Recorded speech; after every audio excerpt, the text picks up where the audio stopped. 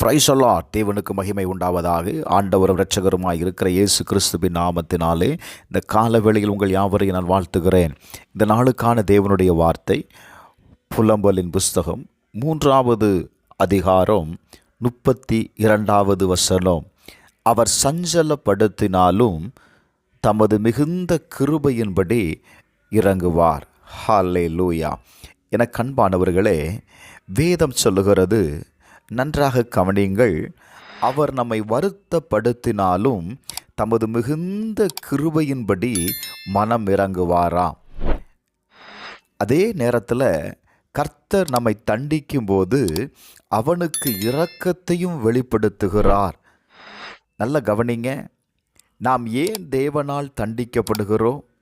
ஏன் சில நேரங்களில் கர்த்தர் நம்முடைய வாழ்க்கையில் சில சஞ்சலங்களை ஏன் நம்முடைய வாழ்க்கையில் அனுமதிக்கிறார் என்று சொன்னால், நம்முடைய வாழ்க்கையில் கடந்து வருகிற நெருக்கங்களும் வருத்தங்களும் நம்மை உருவாக்குகிறது. எதற்காக கர்த்தர் நம்மை உருவாக்குகிறார்? தேவனுடைய திட்டத்திற்கு நேராக கர்த்தர் நம்மை உருவாக்குகிறார். என கண்பானவர்களே, சங்கீதம் 78வது அதிகாரம் 38வது வசனத்தை வாசிப்பீர்களே ஆனால், அவரோ அவர்களை அழிக்காமல் இரக்கமுள்ளவராய் அவர்கள் அக்கிரமத்தை மன்னித்தார். அவர் தமது உக்கிரம் முழுவதையும் எழும்பாமல் அநேக தரம் தமது கோபத்தை விலக்கிவிட்டார். ஏங்க, ஆண்டவர் யாரையும் அழிக்க மாட்டாருங்க. அவர் இரக்கமுள்ள தேவனாயிருக்கிறார். இஸ்ரவேல் ஜனங்கள் எத்தனையோ முறை தேவனை விட்டு விலகின பொழுதும் கர்த்தர் அவர்களுக்கு இரக்கத்தை காண்பித்தார். என கண்பானவர்களே, சங்கீதம் 106:43 வாசிக்கும்போது அநேக தரம் அவர்களை விடுவித்தார். அவர்களோ தங்கள் யோசனையினால் அவளுக்கு விரோதமாய் கலகம் பண்ணி தங்களுடைய அக்கிரமத்தினால் சிறுமைப்படுத்தப்பட்டார்கள். நல்ல கவனிங்க.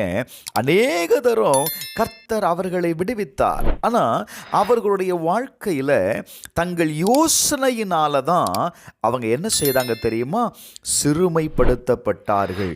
ஒரு காரியத்தை நீங்கள் புரிந்து கொள்ள வேண்டும். நாம் நம்முடைய வாழ்க்கையில் சிறுமை அடைவதற்கு காரணமே நாம் தேவனுக்கு விரோதமாக நாம் கலகம் பண்ணுவது தாங்க.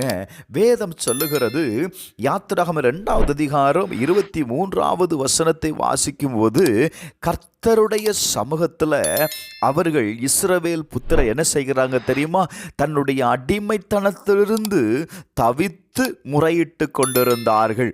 அவர்கள் அடிமைத்தனத்திலிருந்து முறையீடு சத்தம் தேவ சமூகத்தில் எட்டினபடியினால கர்த்தர் அவர்கள் படுகிற வேதனையை அறிந்து அவர்களை விடுவித்தார் என்று எழுதப்பட்டிருக்கிறது.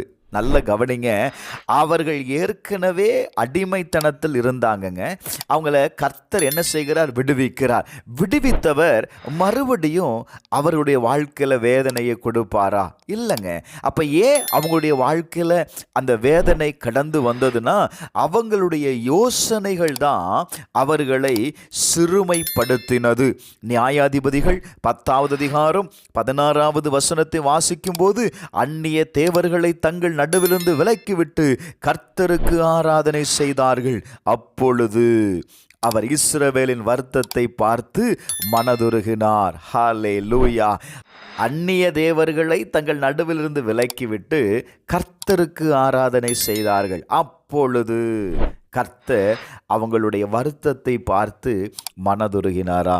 என கண்பானவர்களே, இந்த கால வேளையில் நம்முடைய வாழ்க்கையில் ஒரு மனம் திரும்புதல் உண்டாகட்டும்.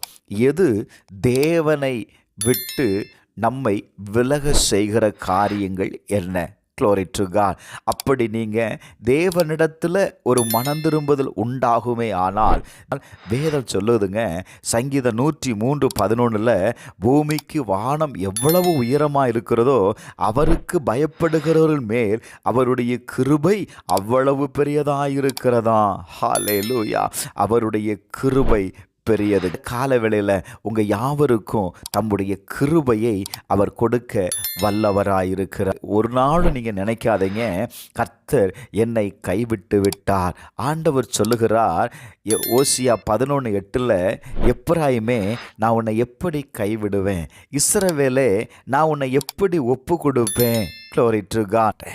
இந்த கால வேளையில் Glory to God, அவர் நம்மை சஞ்சலப்படுத்தினாலும் தமது மிகுந்த கிருபை நிமித்தம் இறங்குவார். ஜெபம் பண்ணுவோமா?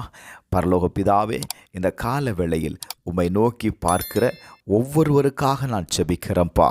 தம்முடைய வழிகளை சோதித்து ஆராய்ந்து கர்த்தரிடத்தில் திரும்புகிற ஒவ்வொருவருக்கும் கர்த்தருடைய இரக்கத்தை காண செய்யும்.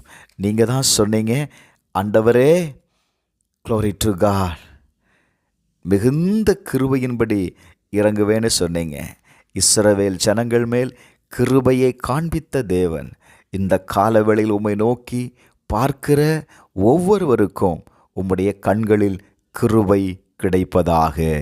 இயேசுவின் நாமத்தில் ஜெபிக்கிறேன் பிதாவே, ஆமென்.